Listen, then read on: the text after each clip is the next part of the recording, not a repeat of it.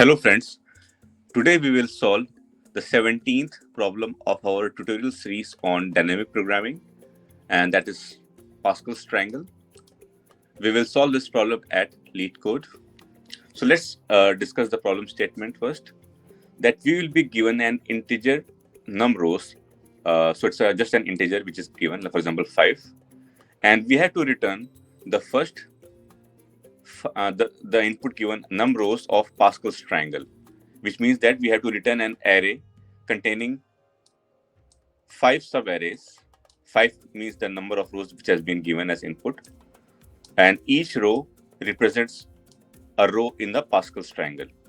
So let's discuss what is a Pascal triangle, right? So in Pascal's triangle, each number is the sum of the two numbers directly above it as shown.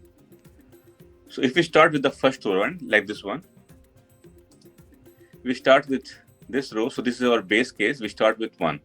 So if num of rows is equal to 1, then we simply return, I think the example is given here. If the number of rows is 1, then we simply return the first array of array as 1.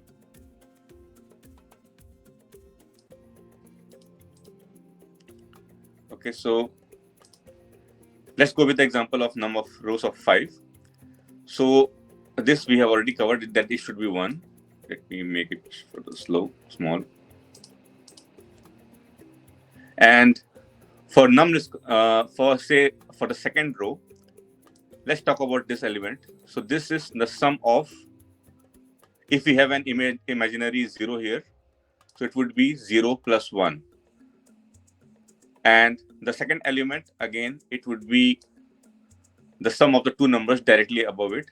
So we have got 1 here and an imaginary 0 here. So it would be 1 plus 0. So these 1 plus 0 is this number, this digit that we got, and this 0 and 1 we got here. Let's go for this row. So if we see again for this part 1, so this one is again, if you draw an imaginary 0 here, so it's 0 plus 1 here, and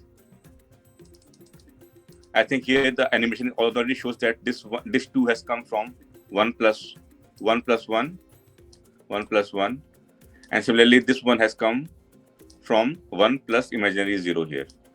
So you can see 1 plus 1 is here. So similarly we can see 1 plus 2 is 3, 2 plus 1 is 3, 1 plus 3 is 4, 3 plus 3 is 6, 3 plus 1 is 4.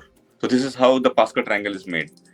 So here this was the problem statement, and I think the lead code has got a very good animation which is shown here, which makes it very clear that what is a Pascal triangle. So let's we have to return the number of rows is given, and we have to return the list of integers where each sub list contains the array like this for each of the row possible. So let's solve this problem in the next video using the dynamic programming bottom-up approach. See you all in the next video.